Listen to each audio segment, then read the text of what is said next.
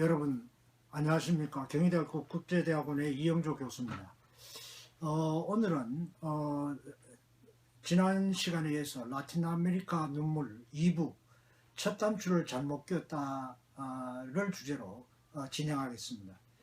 이 라틴 아메리카를 이해하는 첫 번째 열쇠는 뭐니 해도 제가 보기에는 라틴 아메리카가 15세기 말에서 16세기 초에 스페인과 포르투갈에 의해서 식민지가 되었다는 사실입니다. 이 15세기 말 16세기 초에 스페인과 포르투갈이라는 것은 여러 가지 측면에서 중요한 함의를 지니고 있습니다. 이 당시에 그 스페인과 포르투갈은 완전한 근대 국가로는 보기가 어렵고 이 중세적인 제도와 문화가 굉장히 강하게 남아 있었습니다. 그래서 이것들이 이제 그대로 라틴 아메리카로 전파되게 되는데 인류학자들이 얘기하면은 이 이식된 문화나 제도는 문화적으로 얼어붙거나 아니면 화석화되어서 원형 상태로 오래도록 유지가 된다고 합니다. 실제로 우리나라에서도 민속학자나 이런 분들이 예전에 우리가 살던 모습을 알기 위해서 러시아라든가 아니면 중앙아시아에 가 있는 그 한인 공동체들을 찾아가는 걸 볼 수 있습니다. 이런 식으로 이 중세적인 제도와 문화가 라틴 아메리카에는 많이 남게 됐고 이게 많은 영향을 주었다는 거죠. 첫 번째로는 이 유럽은 피레네 산맥에서 끝난다는 말이 있을 정도로 15세기 말 16세기 초에 스페인과 포르투갈은 이 피레네 산맥 북쪽에 있었던 서유럽의 나라들하고는 잠못 달랐습니다. 우선 이 지역은 그 8세기 중엽에 무어인들에 의해서 모로코 사람들에 의해서 정복을 당하게 됩니다. 그래서 그때 이후로 수세기에 걸쳐서 이제 무어인들의 지배에서 벗어나기 위한 투쟁을 벌입니다. 그래서 굉장히 오랫동안 지속된 투쟁이었는데 이걸 재정복이라고 이야기합니다. 레콩키스타라고 이야기하는데 바로 이 레콩키스타의 필요 때문에 재정복 전쟁의 필요 때문에 중앙 집권화가 서유럽보다는 좀 일찍 됩니다. 그래서 봉건주의의 전통이 좀 약해요. 이 지역은. 그건 무슨 이야기냐면 이 봉건주의의 특징인 계약과 분권의 관념이 이 지역에는 좀 잘 발달되지 않았다는 겁니다.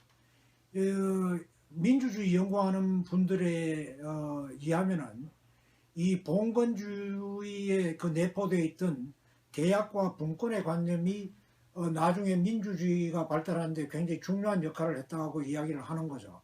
그렇게 보면 스페인과 포르투갈의 경우에는 이 민주화에 적합한 그런 그 문화적인 역사적인 전통이나 토양은 별로 깊지 않았다고 이야기를 할 수 있습니다.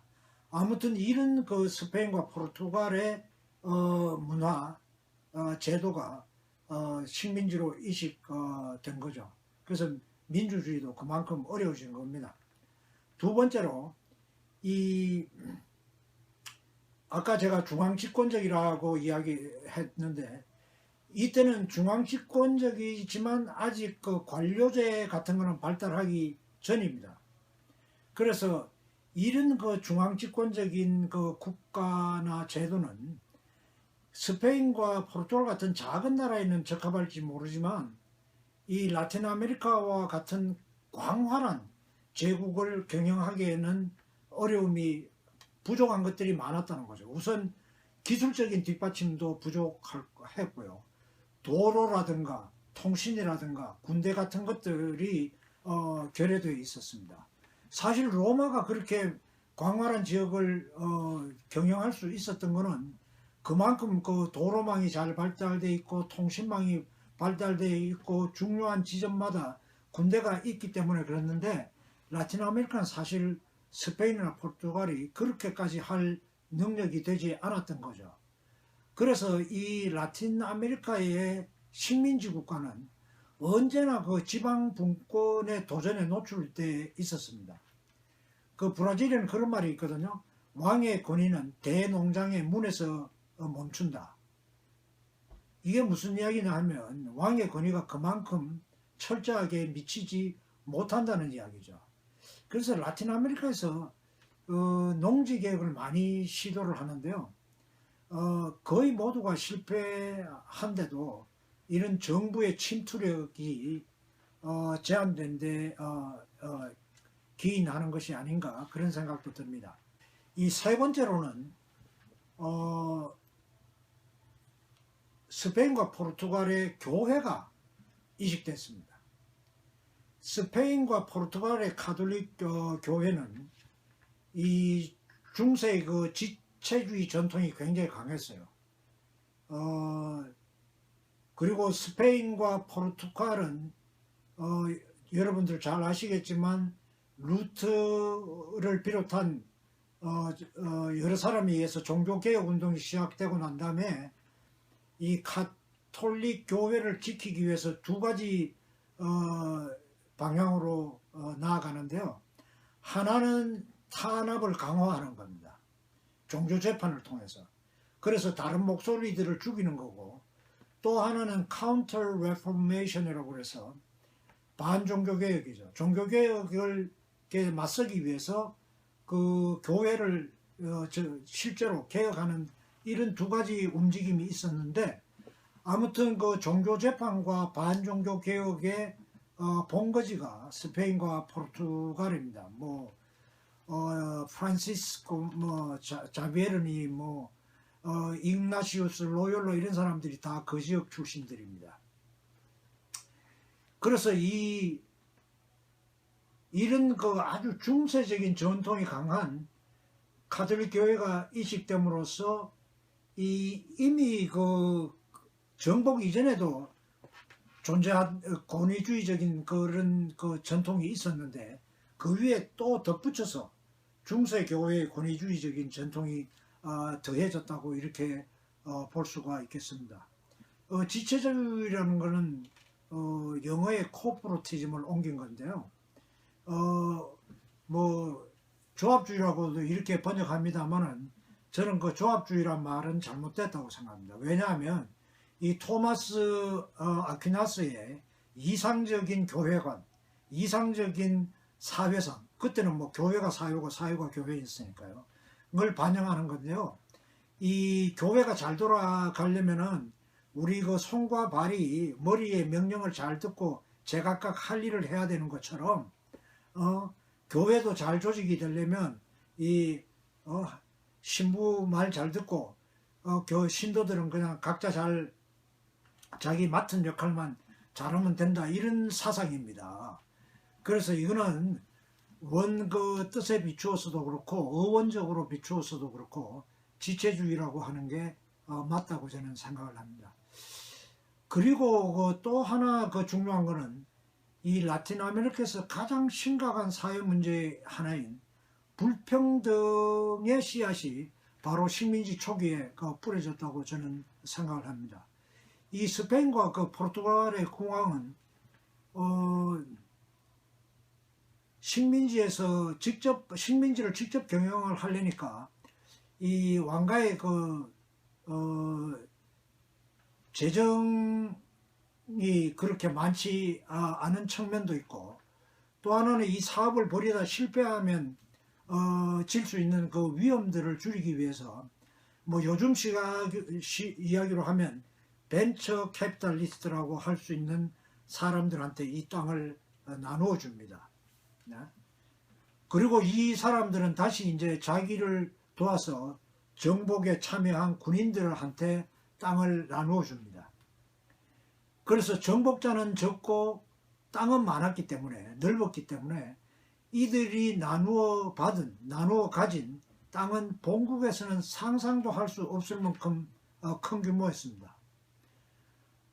스페인 왕가가 사실 경제적인 이유에서만 땅을 나눠준 것은 아닙니다. 스페인 국왕은 교황으로부터 이 포교의 그 의무를 지고 있었기 때문에 이 인디오들을 개종시켜야 될 의무가 있었어요. 그래서 이 인디오들을 개종시키기 위해서 스페인 사람들한테 인디오들을 위탁을 하면서 이 인디오들이 작업할 수 있는 땅, 농사를 지어서 작업할 수 있는 땅을 같이 나눠준 거죠. 그 원래 취지는 그랬지만 금방 그 이 제도는 타락을 합니다. 그래서 이 정복자들이 토지를 차지하고 인디오들을 착취하는 도구로 이렇게 전락을 하는 거죠. 그래서 인코미엔다라고 불린 이 제도는 곧 그 스페인 국왕도 후회를 하게 되는데요. 그렇지만 이 인코미엔다 제도를 폐지할 때쯤에는 이미 대농장제가 자리를 잡고 있었고 인디오를 노예처럼 부리는 게 일반화돼 있었습니다. 그래서 이 인코미엔다 제도를 폐지했음에도 불구하고 여전히 이런 불평등은 유지가 되는 거죠. 그래서 지금까지도 엄청나게 불평등합니다. 오늘날 그 라틴 아메리카의 불평등은 우리가 상상하기도 어려운 정도입니다. 전체 인구의 한 3, 4% 되는 사람들이 전체 토지의 한 70%를 차지하고 있고요. 뭐 그렇습니다. 뭐 제 경험을 하나 말씀을 드리면요. 제가 이제 86년 봄학기에 필드 워크를 위해서, 그러니까 현지에서 뭘 인터뷰도 하고 뭐 자료도 모으고 하기 위해서 브라질에 가는데요. 한 달 정도는 여행을 했습니다. 그래서 리오에서 살바도르, 바이아주의 살바도르까지 가는 일주일은 버스 여행을 했는데, 이 버스는 사실은 그 우루과이 국경지대인 그 히오그란디 도술에서 출발해서 쭉 아마존강 입구의 벨렌까지 가는 그런 버스였습니다. 저는 물론 이제 히우에서 그 살바도르까지 바이아까지 일주일만 여행을 했는데요. 여기에 이제 저희 일행 가운데 히오그란디 도술에서 쌀 농사를 짓는 농장주가 있었습니다. 그래서 이 농장주가 이제 저한테 사진도 보여주고 이러는데 보니까 비행기도 있고 이렇더라고요. 프로펠러기인데 이거 뭐 웬 비행기냐 그랬더니만은 그 씨 뿌리고 무슨 농약 치는데 사용하는 그 비행기라고 이렇게 이야기를 하더라고요. 그래서 제가 야, 너 저 굉장히 큰 부자겠구나 그랬더니만은 이 농장주가 하는 말이 브라질에서 그 농업 생산자 프로둑토르는 절대 그 부자가 될 수 없다고 그러면서 자기는 그 80kg짜리 쌀을 3,000부대를 생산한다고 했던 것 같아요. 그런데 좀 더 큰 농장주들은 자기 10배 정도는 수확을 한다고 그래서 그러더라고요. 근데 제가 당시에 이제 그 주제 사르네이 대통령이 새로운 농업개혁안을 내놓고 있었기 때문에 제가 물어봤어요. 야, 대통령이 그 농지개혁 한다는데 너 괜찮겠냐? 그랬더니만 이 농장주 대답이 자기 농장에 그 일꾼이 40가구가 있는데 농지개혁이 실행이 되더라도 최악의 경우라는 게 이 일꾼 40가구에 새 테레비 한 대씩 사주는 거라고 그렇게 이야기를 하더라고요.